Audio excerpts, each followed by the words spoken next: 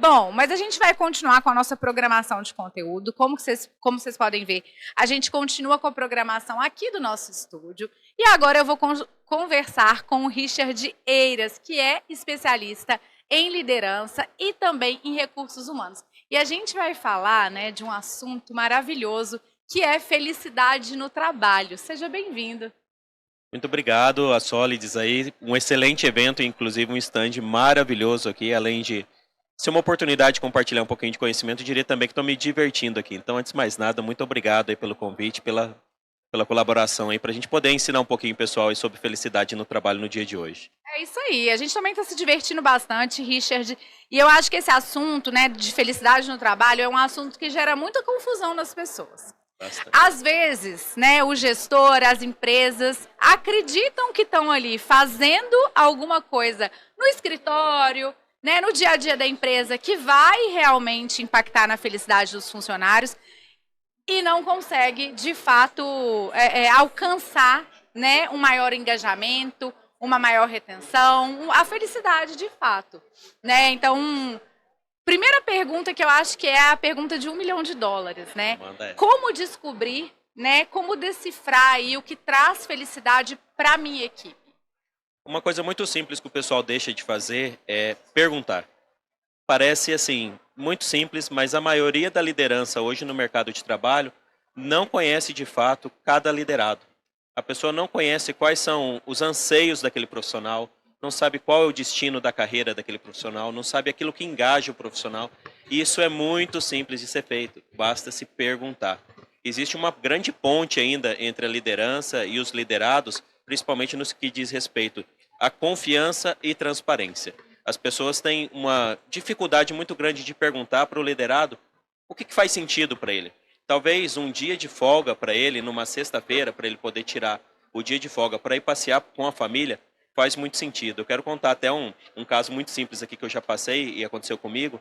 Eu tinha um funcionário, né, um colaborador do meu time que não estava engajado e ele era uma pessoa que performava muito. Ele tinha sido reconhecido financeiramente por diversas vezes em menos de 2 anos e nada que fazia por ele dava sentido. E aí um dia eu chamei ele e falei, o que acontece? Você recebeu aumento, você tem uma das melhores performances da empresa, o que acontece? Ele simplesmente me disse, na sexta-feira é o dia que eu fico com o meu filho e eu gostaria muito de poder ir buscar ele na escola na sexta-feira. Para mim isso faz muito sentido.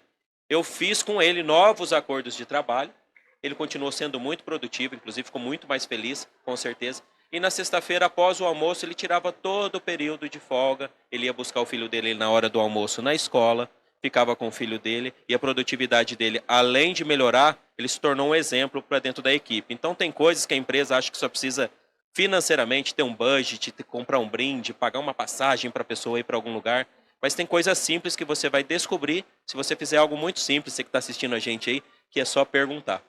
Você tocou num ponto muito interessante, Richard, que eu acho que é o resultado por trás da felicidade no trabalho, né? A gente está falando, você deu um exemplo aí de uma folga, né? E muita gente está em casa e fala, poxa, mas aí eu vou liberar todo mundo que quer ser liberado na sexta-feira? E aí eu acho que tem uma coisa que a gente precisa passar a refletir quando a gente fala principalmente do bem-estar dos nossos funcionários, que é o fato de como a performance muda, né? E você trouxe uma coisa muito legal, que é a pessoa ser ouvida. Do ponto de vista de resultado e de negócio, o que você observa nas empresas que conseguem aplicar com maestria, né, a felicidade no trabalho? O que muda no negócio e principalmente no faturamento ali dessa empresa? Muda muito, assim. De forma geral, independente do segmento da empresa, hoje já é provado, inclusive tem estudos e pesquisas que mostram isso, que pelo menos 20% a mais de produtividade, e quando eu estou falando de produtividade, entenda, entrega com qualidade, aquilo que realmente vai fazer sentido para o seu cliente. Isso é muito importante. E se a gente estiver falando, inclusive, de uma área de vendas, existem medidas aí, números que mostram que chega até 37%. E uma coisa que é muito importante de entender é o quê? Que a felicidade no trabalho não é simplesmente colocar puffs coloridos, colocar escorrega, colocar pula-pula, mesa de pimbolim. Não é só isso que o funcionário quer. Isso, às vezes, é muito uma área de descompressão dentro da empresa. Mas a felicidade, ela é de cada um e é individualizada. Inclusive, uma das grandes dificuldades hoje no mercado de trabalho é a liderança, inclusive as próprias empresas, personalizarem as recompensas para cada indivíduo. Isso é uma coisa que é muito difícil de se fazer, mas ao mesmo tempo também muito simples, desde que você tenha proximidade, você tenha bons relacionamentos e, novamente, saiba perguntar para as pessoas aquilo que faz sentido para elas. Gente, isso é tão real. Eu, assim, em papéis de liderança, eu já cometi, gente, uma gafe tão grande com relação a isso, Richard, vou compartilhar com você. Eu tinha uma equipe e a gente premiava os top performers do mês com um vinho muito chique. Um vinho, né? Pra mim, assim, na minha cabeça, meu Deus, tudo que eu gosto de ganhar é um vinho, uma champanhe. E aí, uma determinada pessoa ganhou num mês e eu fui felicíssima, né? Entregar um vinho caríssimo. Era um vinho, assim, bem caro, que a gente não compra pra gente, sabe? Aqueles vinhos que a gente só ganha de presente. E a pessoa era evangélica, não tomava o vinho, né? Então, assim, nota 0 pra mim, porque eu não sabia da história pessoal daquela pessoa, não sabia do hábito pessoal e individual. Então, além de ter sido um presente que ela falou, com um sorrisinho amarelo, né? Ah, muito obrigada, né? Apesar de eu não beber, eu vou dar para alguém da minha família. Ainda demonstrou, né, a falta da personalização, a falta de conhecer. E essa foi uma lição, assim, que eu levei muito para minha carreira, porque eu resolvi com uma planilha. Olha que coisa simples. Eu fiz uma planilha, mandei para as pessoas e falei: escolha um presente de até R$ 200 que você gostaria de receber quando você for top performance. E aí todo mundo preencheu, para minha surpresa, só eu que queria o vinho, se eu fosse top performance. Ninguém do meu time queria, e a gente faz isso como liderança na melhor das intenções, no nosso ponto de vista. O que você acha que tem aí? Eu acho que eu aprendi uma grande lição sobre empatia, né, sobre o que eu acho e acredito que é bom. Não é o que a minha equipe necessariamente vai querer, né, o poder da gente ouvir. Mas o que você indica para conseguir praticar de fato essa empatia na correria do dia a dia? A gente sabe que a gente tem gestores nos assistindo que estão no olho do furacão, né, trabalhando em projetos, precisando mostrar resultados. Como exercitar na liderança essa empatia, esse olhar tão individual, né, para o nosso time, que é tão necessário para a felicidade no trabalho? Muito boa pergunta. Hoje eu tenho uma frase que eu sempre repito ela, que eu falo assim: a gente é igual na humanidade, mas a gente é diferente na individualidade. Então, muitas vezes aquilo que te atrai não me atrai, aquilo que você gosta eu não gosto. Então, muitas vezes você presentear a pessoa com um jantar, um final de semana num parque, talvez a pessoa não queira aquilo, talvez o que a pessoa queira, talvez seja um livro, talvez seja um jantar japonês, talvez seja um tênis, uma camisa do time preferido. E eu já fiz isso e eu inclusive indico para as pessoas que estão assistindo a gente que façam isso. É perguntar para as pessoas que dia que é o aniversário dela, se elas puderem compartilhar, aniversário do parceiro ou da parceira, perguntar se ela tem um pet, que tipo de pet que ela tem, se tem filhos, quando que os filhos fazem aniversário, por quê? Porque isso são datas para aquelas pessoas que são importantes, são coisas que engajam ela, que motivam ela. Talvez no dia do aniversário dela, se você der uma camisa, sei lá, do Atlético, do Cruzeiro, do Fluminense, essa pessoa vai ficar extremamente feliz e vai ser uma lembrança, vai ser uma experiência que você está gerando para a pessoa, não é um simples presente. E uma coisa que todo ser humano tem é viés. A gente acha que se eu te der um presente vai ser o melhor. Eu acho que se eu te der um vinho caro vai ser o melhor. Eu acho que se eu te der aquilo, não faça isso. Eu sempre falo, se a gente está achando alguma coisa é porque estava perdido. Então a gente tem que ter a humildade, e várias pessoas que ocupam cargos de liderança, infelizmente, inclusive talvez alguns até estejam ouvindo a gente, eles não têm a humildade de se conectarem com a outra pessoa. Eles esquecem que, assim, eu sou dentro de uma empresa, eu só quero que me conecte com o lado profissional seu. Mas não existe essa separação profissional-pessoal. A gente não é um Lego que eu separo, a metade eu deixo lá fora e a outra metade eu entro na Solids. Não existe isso. Se o meu filho tivesse doente, por exemplo, eu talvez não conseguiria dar essa entrevista tão tranquilo como eu estou fazendo agora. Então, no dia a dia, a mesma coisa acontece. Então, é muito importante, além de descobrir o que a pessoa gosta, o que engaja ela, o que faz sentido para ela, mas não só descobrir, mas também monitorar, acompanhar. Existe uma comunicação que quem é líder precisa aprender, que é a comunicação não verbal. Que é aquilo que seu funcionário fala quando ele não está falando.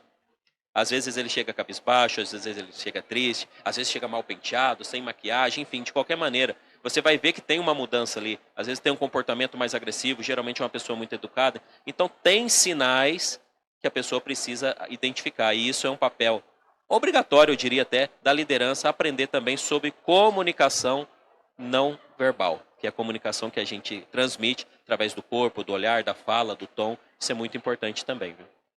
Richard, a gente está falando muito aqui do reconhecimento, né, da liderança aí nesse papel de reconhecer, né, o colaborador e do quanto está atrelado à felicidade, mas a gente sabe também que esse engajamento e esse prazer de estar no ambiente de trabalho tem muito a ver com o clima e a organização e foge muito só da questão do presente, do aniversário, né? A felicidade está muito no dia a dia, né, na colaboração. Como que as lideranças podem estimular essa felicidade no que a gente não consegue mais influenciar ali, que é o contato do nosso colaborador com outras equipes, com a própria equipe, o dia a dia dentro do escritório?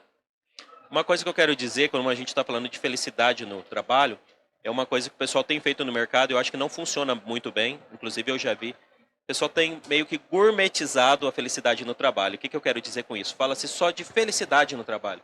Mas não existe só felicidade no trabalho, existem outros sentimentos no trabalho. Existe frustração, existe medo, existe nojo, existe raiva, existe um monte de outras coisas. Inclusive a própria raiva é um sentimento que para o ser humano é um sentimento que mais gera energia e potencial para o ser humano. Então isso precisa ser externalizado? Não, isso precisa ser direcionado para um canal correto. Então, quando a gente fala de felicidade no trabalho, é muito importante a gente ter incentivo, a gente poder ouvir o funcionário, mas a gente também tem que entender que falar de felicidade no trabalho é também ensinar o funcionário, o líder, o RH e todas as outras pessoas da empresa a também gerir outras emoções. Nosso dia a dia, ele não é só feliz, ele é sazonal, né? Ele não é linear. Então, o que acontece? Estou feliz, estou triste, estou com raiva, estou com medo, e agora? Então, assim, isso acontece durante todo dia, toda semana, todo mês, todo ano. Então, é muito importante também, quando a gente fala de inteligência emocional, é muito importante as empresas também terem algum programa, terem treinamentos, terem incentivos que também coloquem isso dentro do programa delas. Por quê? Porque quando a gente fala só de felicidade, parece que a gente está criando um parque de diversões, né, onde tudo vai acontecer certinho, onde tudo vai dar certo.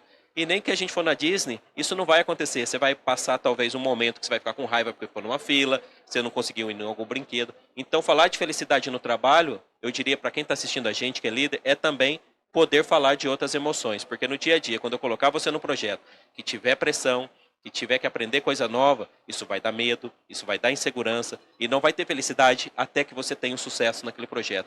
Então, é muito importante a gente entender que felicidade no trabalho é algo super importante, mas gerir outras emoções dentro do ambiente de trabalho é tão importante quanto. Richard, você tocou num ponto que eu acho que é fundamental e a gente tem vivido uma era muito relacionada à positividade tóxica, né? De a gente ter sempre que estar feliz, as redes sociais estão aí para deixar isso ainda mais inflamado na gente. E para mim faz todo sentido o que você trouxe, concordo demais, né? A necessidade da gente trazer essa humanização mesmo. Mas o espaço para vulnerabilidade não é algo tão simples de ser implementado ali dentro da equipe.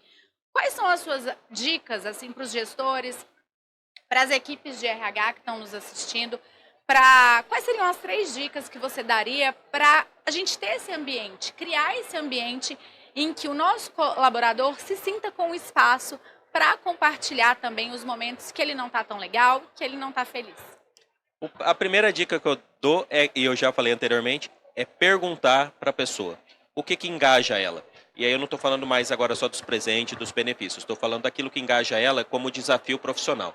Em que tipo de projeto você gosta de trabalhar? Quais habilidades você quer desenvolver? Qual projeto dentro da empresa que está acontecendo nesse momento que você acha que se a gente te envolver faz sentido para a sua carreira? Então a primeira coisa, entender dentro do próprio ambiente quais são as oportunidades que faz sentido para aquela pessoa. Mas não eu simplesmente pegar aquela pessoa e colocar naquela cadeira. Muitas pessoas pegam profissionais excelentes dentro de uma área de atuação e elevam ele para uma posição de liderança simplesmente porque ele chegou no topo dos resultados. Um grande erro. Muitas pessoas não querem. Por quê?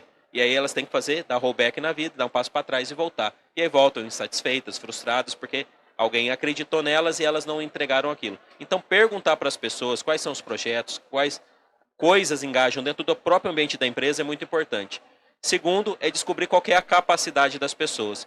Muitas empresas fazem o quê? Colocam uma pessoa para executar determinada função e não descobre se a pessoa é capaz para fazer aquilo e depois cobra-se metas absurdas, entregas absurdas, prazos muito curtos. E aí gera uma frustração, não só para a pessoa que não conseguiu entregar, mas também para o líder também, que vai ter uma cobrança muito grande. Então, descobrir a capacidade e a habilidade das pessoas para cada coisa também é muito importante. E para quem está ouvindo a gente também é muito importante, e é uma dica que vale para todo mundo, é você não terceirizar jamais a sua carreira, independente de você ser o liderado ou líder, é você ser o responsável pelo seu aprendizado.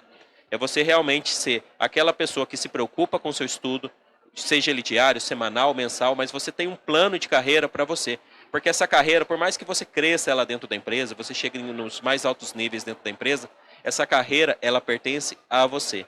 E muitos profissionais, eles terceirizam ao líder ou à empresa. A empresa, ela pode ser uma apoiadora, uma incentivadora, uma patrocinadora para você. Mas o grande responsável, seja você liderado ou líder, é você que é o responsável pela sua carreira. Muito bom. Eu acho que essa questão da personalização é tão importante, assim, e é uma coisa que a gente vai aprendendo ao longo do tempo. A Solids com certeza me ajudou muito a enxergar isso, né? Ter acesso aos produtos da Solids, de gestão comportamental. Mas às vezes não está acessível para todo mundo esse pensamento, né? E eu acho que fica muito rico o nosso papo aqui, Richard, compartilhando com o pessoal de casa, quando a gente traz case, né? Eu trouxe meu case de fracasso, né? Mas foi bom, foi um erro honesto e um erro que me fez não errar nunca mais, então eu fico feliz por esse erro. Mas queria que você compartilhasse um case de sucesso.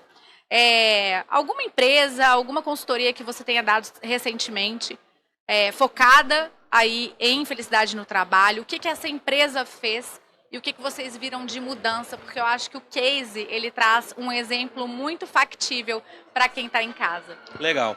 Eu vou dar um exemplo aqui de um último treinamento que eu dei, que estavam me contratando para fazer um treinamento com liderança e também um treinamento com os demais liderados. E eu sugeri para a empresa, inclusive, que ela fizesse um único treinamento de liderança para todo mundo. Parece um pouco disruptivo, porque o pessoal atribui muito liderança a cargo, e liderança não tem nada a ver com cargo, liderança tem a ver com mentalidade. E aí eu propus, falei assim, em vez de você me pagar 2 treinamentos, inclusive você vai me pagar um treinamento, financeiramente vai ficar melhor para você, e você vai ter um nivelamento de conhecimento muito maior e vai colocar as pessoas muito mais próximas. Com isso, muitas dificuldades que a empresa tinha de comunicação, quando eu falo de comunicação, feedback, a pessoa não tem autonomia, ou a pessoa não tem as ferramentas corretas, ou a pessoa não tem a proximidade do colaborador para poder dar aquele feedback, seja parabenizando, ou seja corrigindo alguma coisa que precisa. Colocando num treinamento de liderança, todo mundo junto, participando, colaborando, isso é algo bastante diferente, porque geralmente quando a gente treina líder, a gente quer separar os líderes, e treina os liderados, quer separar os liderados.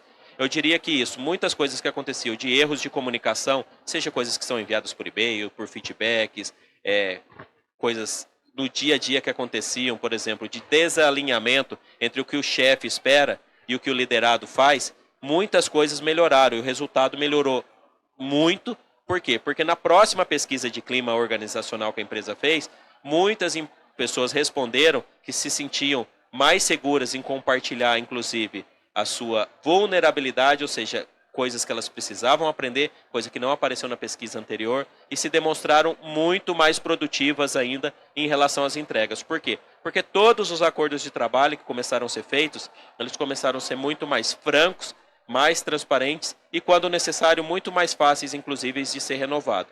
Então, isso acho que é algo muito simples de ser feito, inclusive quem está assistindo a gente aí pode optar por isso. É muito possível se fazer um treinamento de liderança, colocando um treinamento onde se envolve toda a empresa, porque liderança, de novo, não é um cargo, é uma mentalidade. Richard, muito obrigada, adorei o nosso papo, já fiquei aqui inspirada para aplicar tudo isso, chegando lá em casa, e lá em BH no escritório, entendeu? Já vou aplicar, time, vocês estão assistindo? Espero que vocês estejam assistindo, prestigiando aí a nossa live, vou chegar cheia de ideias.